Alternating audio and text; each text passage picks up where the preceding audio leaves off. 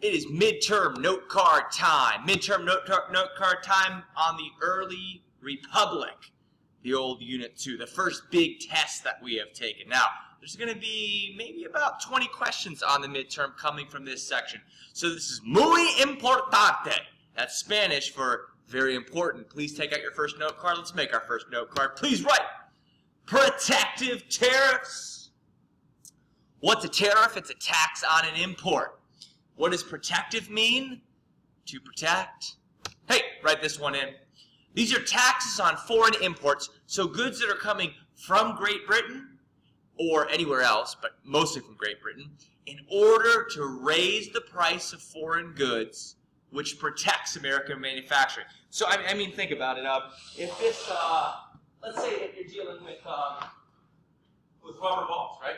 And you got this rubber ball right here. Ooh, I know this is a big one, but let's just say they're all the same. And this one's from Great Britain, and it's a little bit cheaper. And the American one is a little bit more expensive. Well, if you hit it with a tax, you raise the cost of that foreign export, and then this is the cheaper one, and everybody likes cheap.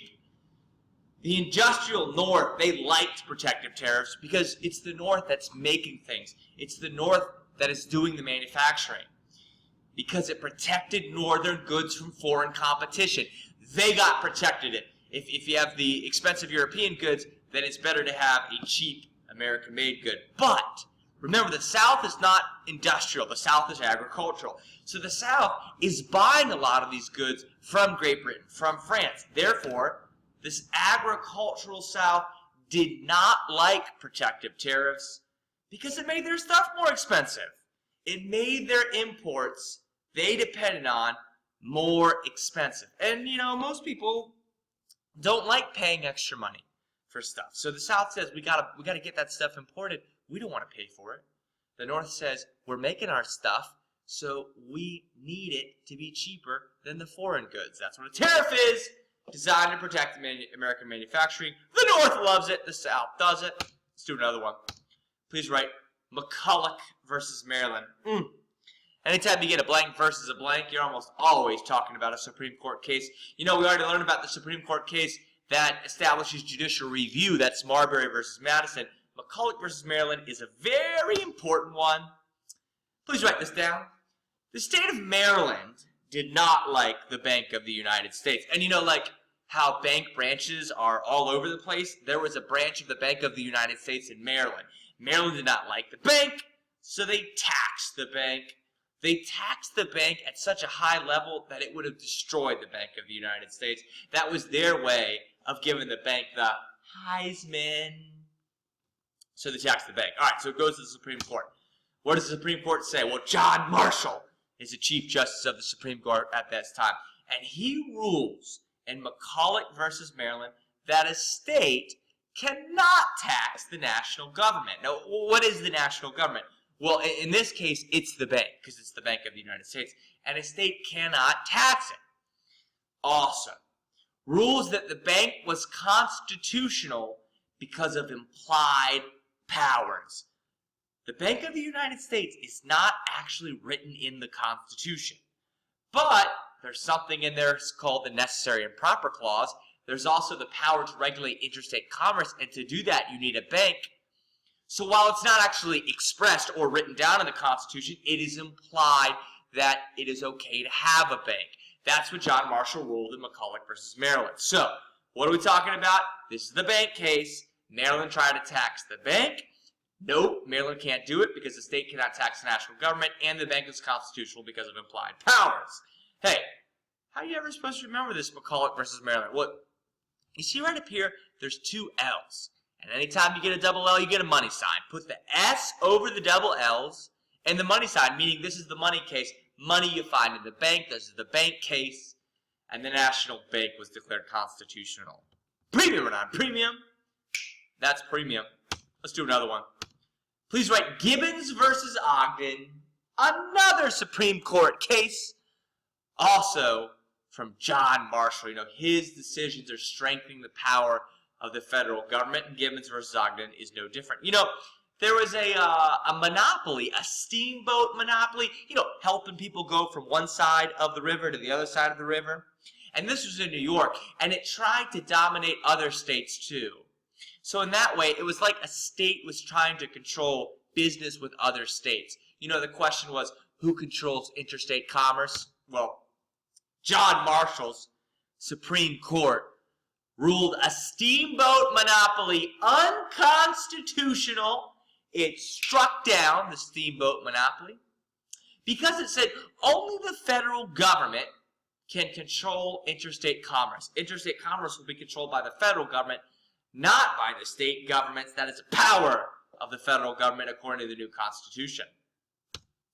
You know what this did? It established a broad national view of economic affairs. We are not thinking about economic affairs on a very simple local level. No, the national government plays a role in them on a big, major scale. That is established in Gibbons versus Ogden. Hey, and I know what you're thinking. Remember the subject where I started a premium way first. Always remember this. If you look at it, it's got two B's in it. I wonder what those B's stands for. Boats, business. Hey, you liked that, didn't you? Oh, you didn't like that? Well, there's another way of doing it. Business, boats. Let's do another card. Please put Louisiana Purchase. Hey, this is an easy one, baby. We've been doing this one for a good long time. This is an easy one.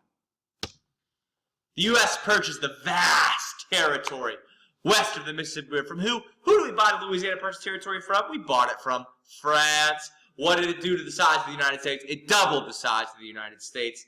That's why it was such an important decision. Bought during the presidency of Thomas Jefferson, which is a Democratic Republican, so you would think smaller government, but he doubled the size of the country, which, isn't it ironic?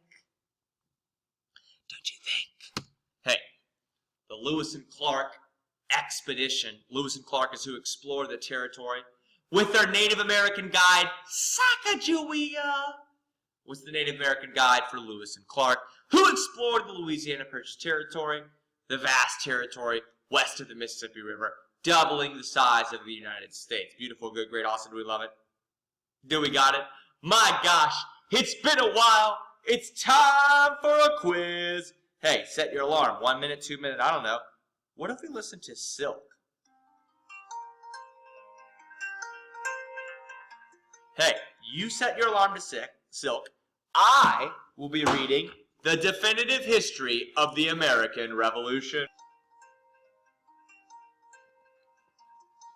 Is it, what, it's time already? Wow. Gosh, Silk. Absolutely beautiful.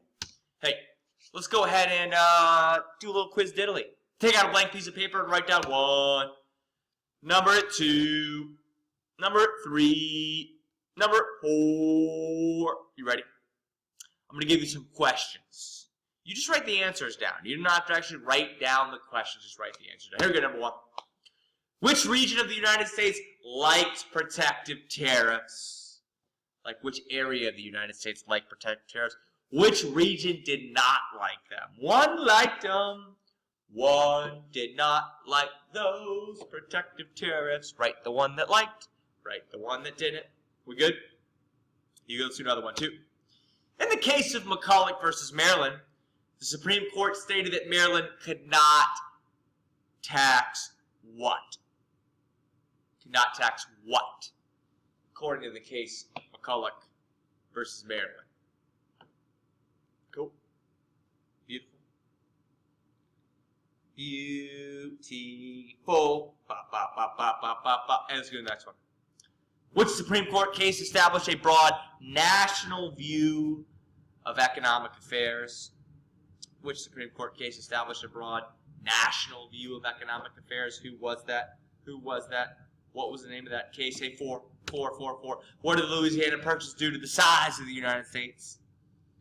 What did it do to the size of the United States? The United States of America. Hey, let's go through these. Number 1. Which region of the United States liked protective tariffs? The North did, because it raised the price of foreign competition. They were making stuff. The South wasn't making stuff. The South was buying stuff. That's why the South did not like them, because it made their imports more expensive. 2, in the case of McCulloch versus Maryland, the Supreme Court stated that Maryland could not tax what? Could not tax the national bank. And it just shows that the state government can't tax the national government. 3, which Supreme Court case established a broad national view of economic affairs? That is Gibbons versus Ogden, Gibbons. Boats business or business boats. 4, what did the Louisiana Purchase territory do to the size of the United States? It did not quadruple it. It doubled it. Doubled the size of the United States of America. Good. Ready to make some note cards? Let's make some note cards, baby. Hey, title of this note card, The Monroe Doctrine. Hey, I'm going to warn you right now. Get that hand ready now. There's going to be a lot of writing because the Monroe Doctrine's got a lot of stuff. But you can do it! Please put down 1823. It was issued in 1823 by President James Monroe. And it stated that Europe could no longer colonize the Americas, let's just say the Western Hemisphere. There had been a lot of colonizing up to this point, but it stops right now, according to the Monroe Doctrine. Hey, why are we doing this?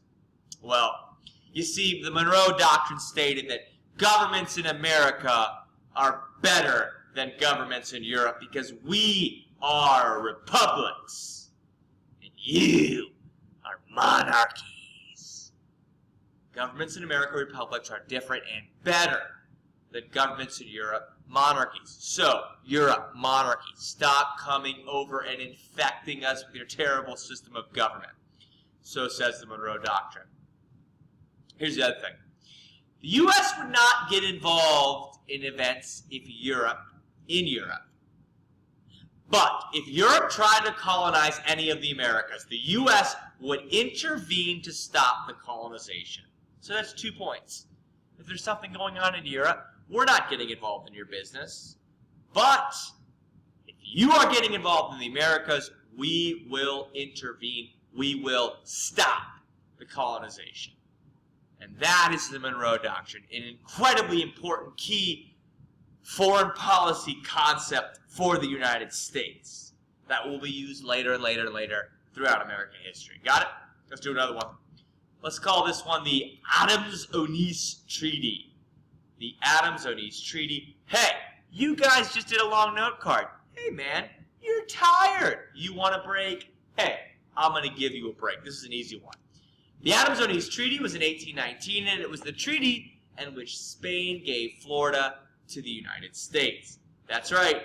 The territory and later state of Florida was originally controlled by Spain, or before the United States got it, it was controlled by Spain.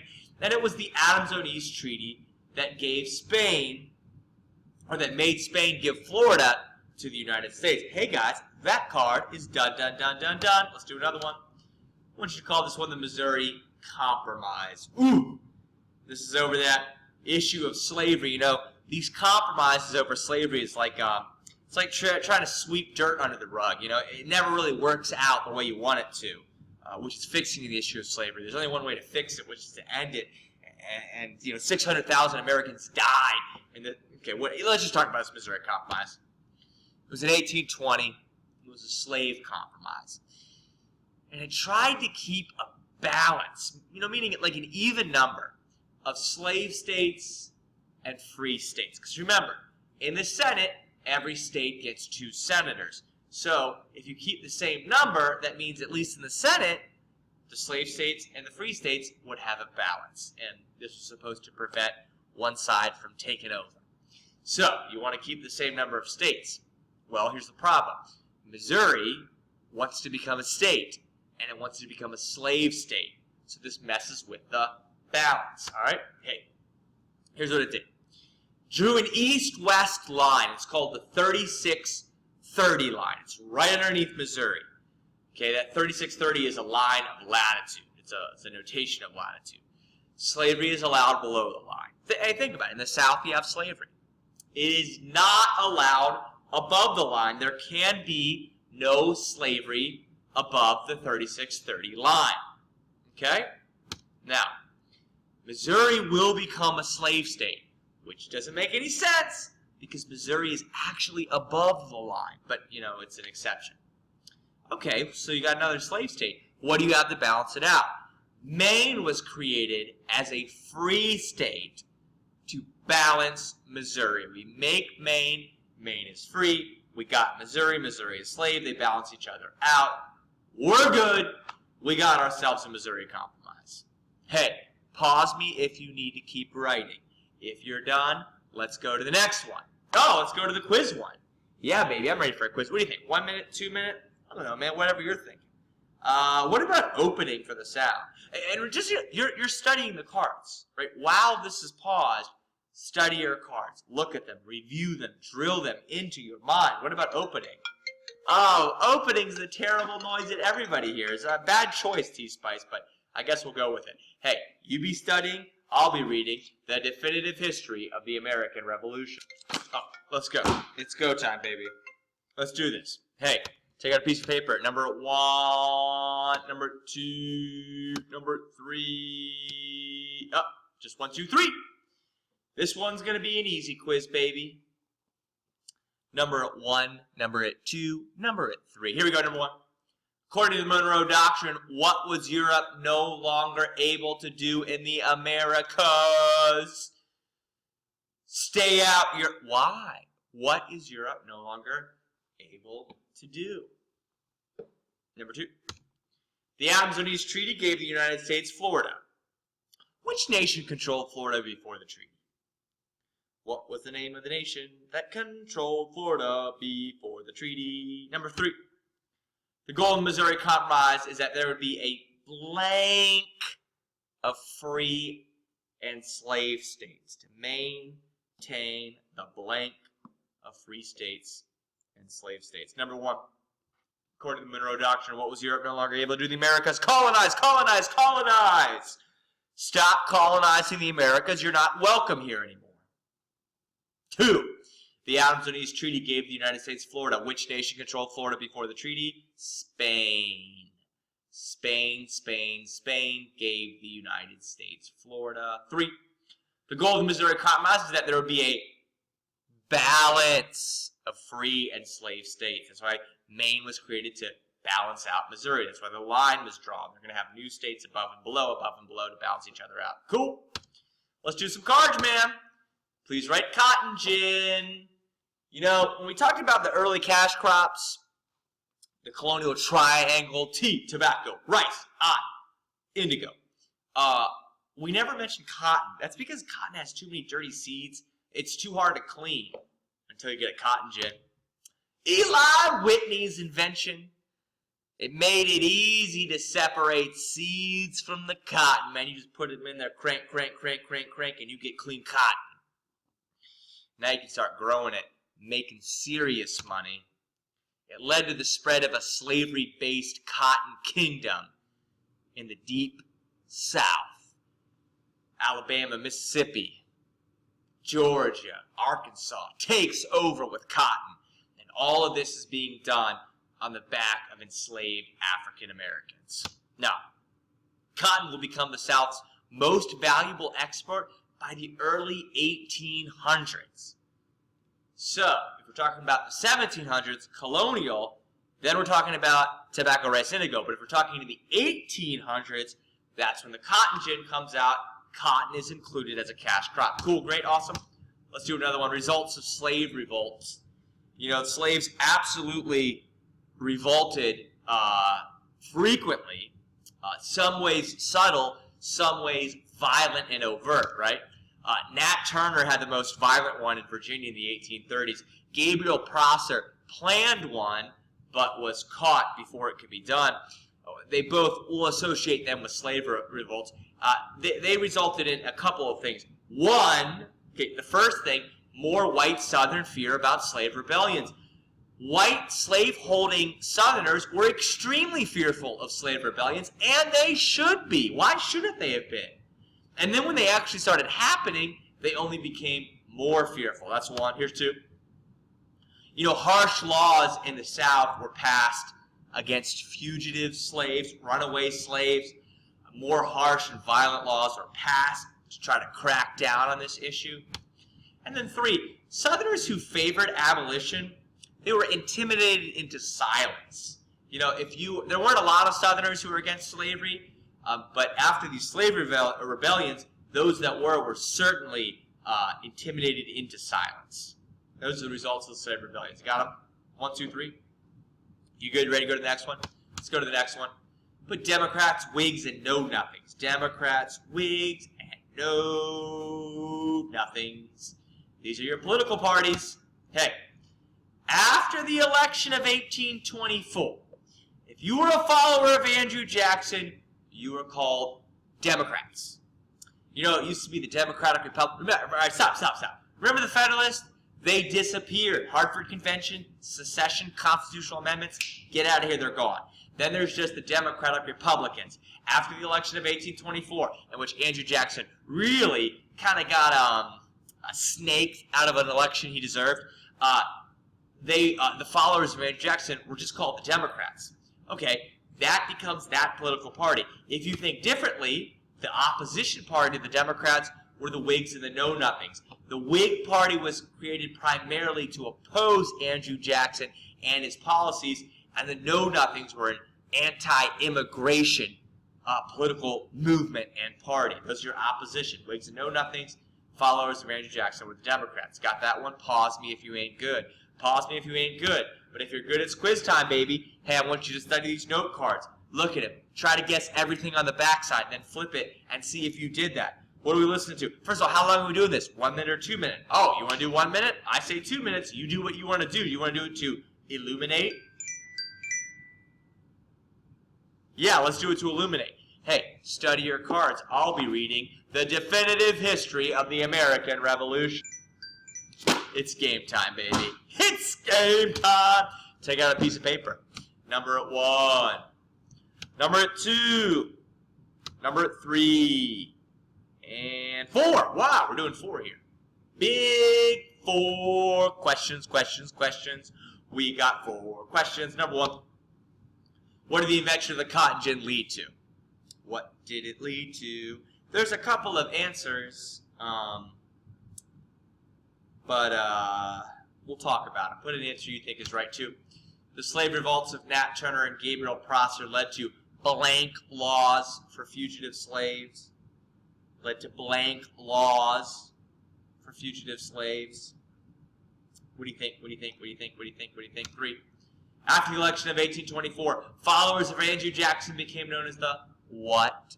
What were you called if you followed Andrew Jackson after the election of 1824? Number 4. Which 2 political parties were the opposition parties to the party answered in number 3? So, what was the name of the party that Andrew Jackson followers were called? And then, if you didn't like that party, who you vote for? Who are the other peeps? Cool. All right, let's do this. Number 1, what did the invention of the cotton gin lead to? Hey, you know what I like? A slave-based cotton kingdom. Okay, how about I'll take the expansion of slavery. Good. I'll also take the spread of the cotton takeover of the South, the spread of a cotton-based agricultural system. I'll also take cotton as the leading export of America in the early 1800s. All those things are good. 2, the slave revolts of Nat Turner and Gabriel Prosser led to harsh laws for fugitive slaves. They tried to crack down on the slave revolt issue. 3, after the election of 1824, followers of Andrew Jackson became known as the Democrats. Not just the Democratic Republicans, they are now known as the Democrats. 4, which 2 political parties were the opposition parties to the party? Answer number 3. Meaning, if you weren't a Democrat, who were you? You were either a Whig or a Know-Nothing. The Whigs or the Know-Nothings. Hey, I got a question for you. Did you go 4 for 4? Did you go 4 for 4? Hey, let's do some more. Let's do another note card. Take out a blank note card. Please write, the common man. The common man. Who is this common man? Okay. Well, they were followers of Andrew Jackson. Followers of Old Hickory. Followers of Action Jackson. not the sophisticated gentleman discussing the reasons for the economic development in the southern colonies prior to the American Revolution. No. These are frontier settlers. These are small farmers. These are small merchants. And you know, not all of them own land. And that was okay because during this era, property qualifications were eliminated for voting, which means as long as you were a white guy, you could vote. You didn't have to own land. That's more democracy. That's democracy spreading. Hey, I'm not saying it's spreading all the way, man. I'm saying it is spreading more than it had. Because before, you had to own land. Those are the rich folks. Now the common folks could vote. The first presidential election in which all white men could vote was 1828. That is when Action Jackson is elected president. Andrew Jackson was the winner. Hey, so look, I'm not saying he's the one who did it. He benefited from it, okay? When they all could vote, it was the election of 1828. That's when Andrew Jackson, otherwise known as the election of the common man, 1828, 1828, okay? Let's do another one. Let's do the spoils system. This is a plan of Andrew Jackson, a policy of Action Jackson. Hey, it was Andrew Jackson's policy of rewarding campaign supporters with public offices, government jobs. Hey, and we are done with that card. You know, if you supported Andrew Jackson, wouldn't be surprised if he becomes president, he gives you a government job.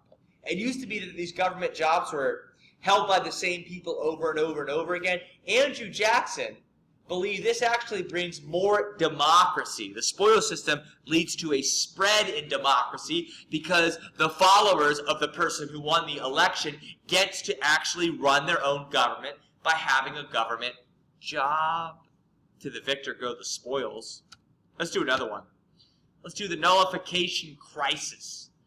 The nullification crisis happened during Andrew Jackson's presidency. Let's talk about it. South Carolina did not like the tariff of 1832. Well, we know that, man. Remember the first note card we did about how the South doesn't like tariffs? So what did? They nullified it, meaning they canceled it. They ignored it. They claimed that they did not have to follow federal law, you know, if they disagreed with it. If they found it to be objectionable, they just get rid of it. So, here's a lot of stuff to write. Write this. Andrew Jackson did not like a state acting sovereign, meaning making their own decisions. Andrew Jackson thought that a state doesn't have the ability to be sovereign because the state is not sovereign. The national/federal government is. You know, he feared this might lead to secession, right? The idea of a state ignoring the federal government. Hey, maybe one day a state will just simply leave the federal government. Because of this, Jackson threatened to send in federal troops to collect the tariff revenue. He was willing to send troops into a state to keep that state from doing something which might lead to secession. And South Carolina said, "Woo! All right, we back down." This ended the nullification crisis. The nullification crisis ended when Andrew Jackson backed down. Cool? Got it? Pause me if you don't. Let's go to the next one.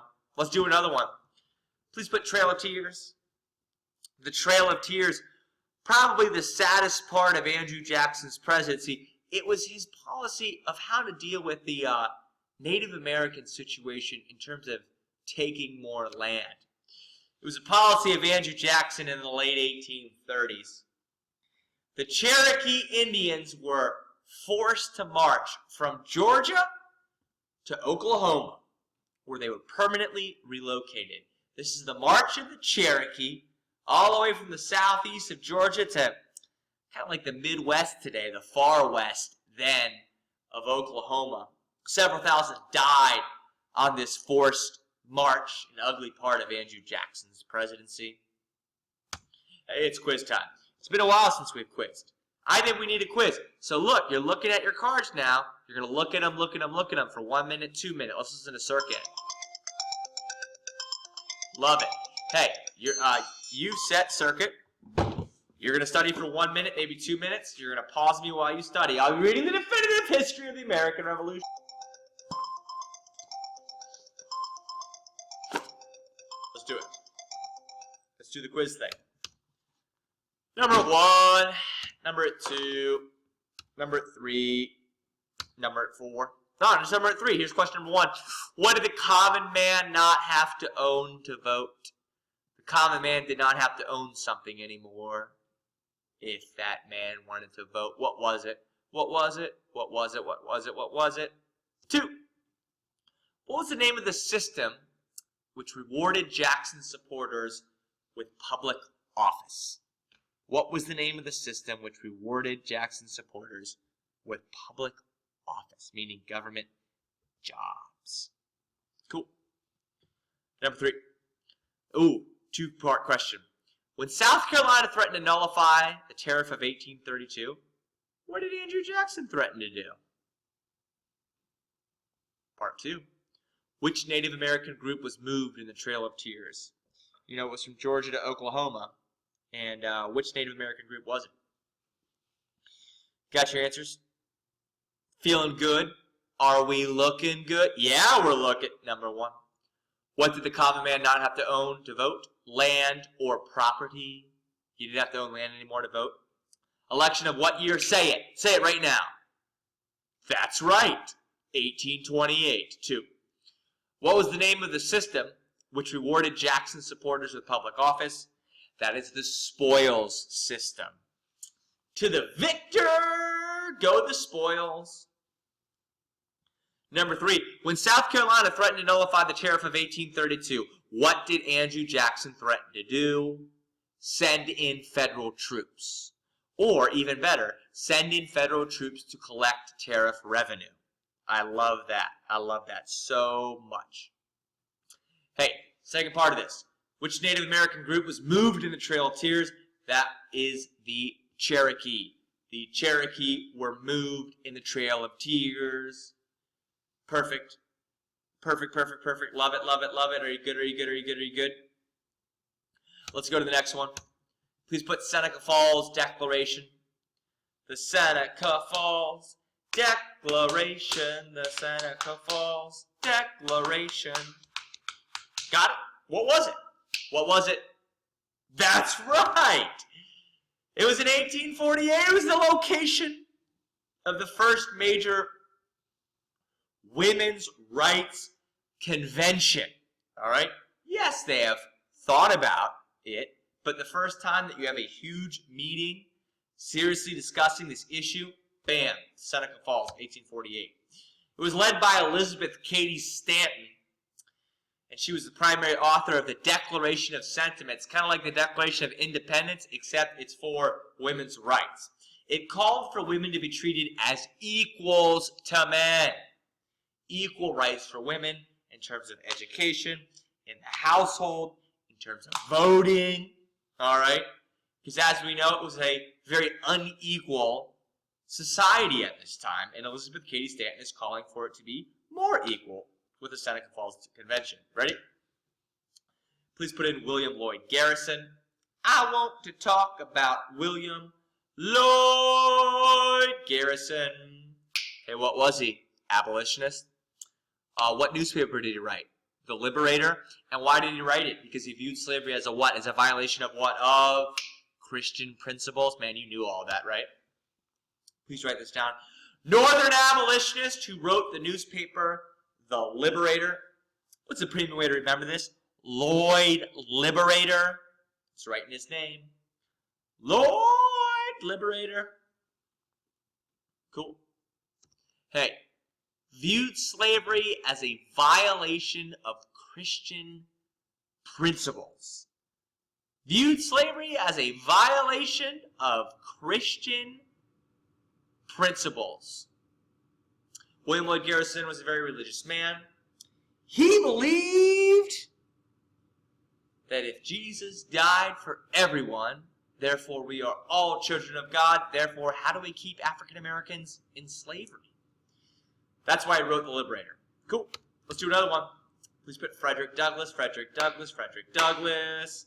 Hey, we just talked about the most prominent white abolitionist. Who was the most prominent African American abolitionist? That would be Frederick Douglass, who was a runaway slave who became the most famous African American abolitionist. That's Frederick Douglass. Cool. His newspaper was called the North Star. So you got two newspapers out there. You got The Liberator for William Lloyd Garrison. You've got the North Star for Frederick Douglass. Of course, he'll become very important later as he pleads with Abraham Lincoln to allow African American soldiers to fight in the Civil War. And then he ends his life serving as an ambassador to Haiti, worked in the civil service. Incredible. Hey, let's do a quiz of this.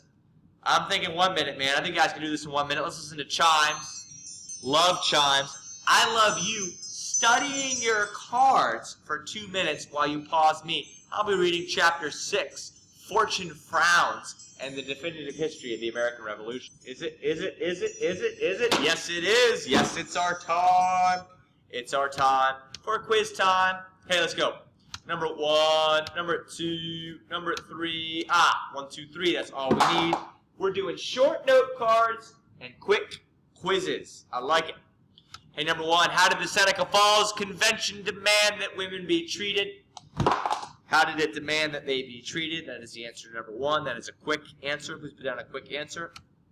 Number 2. William Lloyd Garrison viewed slavery as a violation of what? What did slavery violate? Cool. 3. What was the name of Frederick Douglass's newspaper? Give you a hint. William Lloyd Garrison's was called The Liberator. That wasn't really a good hint. What was Frederick Douglass's called? Ready? Hey, number 1. How did the Seneca Falls Convention demand that women be treated? As equals to men.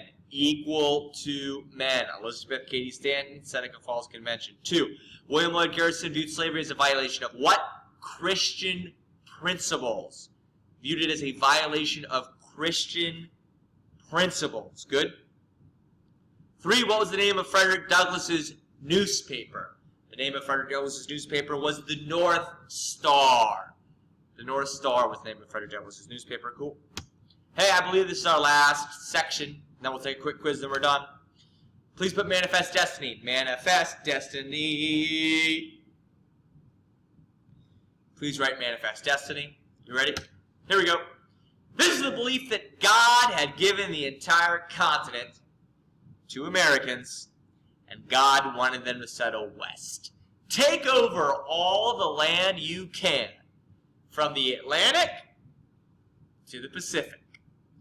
USA should expand from the Atlantic Ocean to the Pacific Ocean for the good of America, because it's the right thing to do. This will make America strong, and God is giving America the right to do this. So do it. Take all the land. That is what Manifest Destiny preached. Got it? Pause me if you don't. Ready for the next one? Let's do the next one. Related to Manifest Destiny is the Battle of the Alamo. The Battle of the Alamo took place during the Texan Revolution, but later Texas will be added to the United States. That's part of Manifest Destiny stuff. It was a famous battle of the Texas Revolution in which a band, meaning a group of Texans, fought to the last man. You know, that's a nice way of saying everyone died at the Alamo. All of the combatants in the Battle of the Alamo died. They fought against a vastly superior Mexican force. There were way more Mexicans at the Battle of the Alamo than Texans, and all the Texans died. You got that? You know, the battle cry was, "Remember the Alamo." And it was yelled during future battles. Texans won independence from Mexico, and later was added to the United States as a state. That, my friends, is the Battle of the Alamo. Perfect. Awesome. Love it. Let's do another one. Treaty of Guadalupe Hidalgo. The Treaty of Guadalupe Hidalgo. Cool. Let's go. It's an 1848 treaty which ended the Mexican-American War. You see, Texas fought against Mexico. Texas won. Texas was added to the United States. Then the United States fights against Mexico, and the United States wins. And the treaty is called the Treaty of Guadalupe Hidalgo. Mexico gave the United States an enormous territory in the Southwest. Hey, this is a goal of the Manifest Destiny idea, Manifest Destiny policy. Mexico gave the United States an enormous territory in the Southwest, a goal of Manifest Destiny. Now, the thing is the territory won led to worsening relations between North and South. There was more division between North and South because they fought over whether this territory would become slave territory or free territory. Pause me if you're still writing. If not, it's quiz time, baby. How long are you studying? 1 minute, 2 minutes. Let's listen to Apex. Oh, I love it. Apex will be our reminder that we're done. You go ahead and study these cards. I'll be reading the definitive history of the American Revolution. Last quiz. I'm ready. You ready? Number 1, number 2, number 3, and up. There we go. Got 1, 2, 3. Got 1, 2, 3. Let's go. Number 1. Blank was the belief that the United States should expand from the Atlantic Ocean to the Pacific Ocean. What was that belief called? Please write that down. 2. What was the name of the famous battle of the Texas Revolution in which Texans fought to the last man? What was the name of the famous battle of the Texan Revolution in which Texans fought to the last man? Cool. 3. Which treaty gave the U.S. an enormous amount of land in the Southwest Territory? Please write down, please write down, please write down the name of the treaty. Here we go, number 1. Manifest Destiny. That is the name of it. Manifest Destiny was the belief that the United States should expand from the Atlantic to the Pacific. Number 2.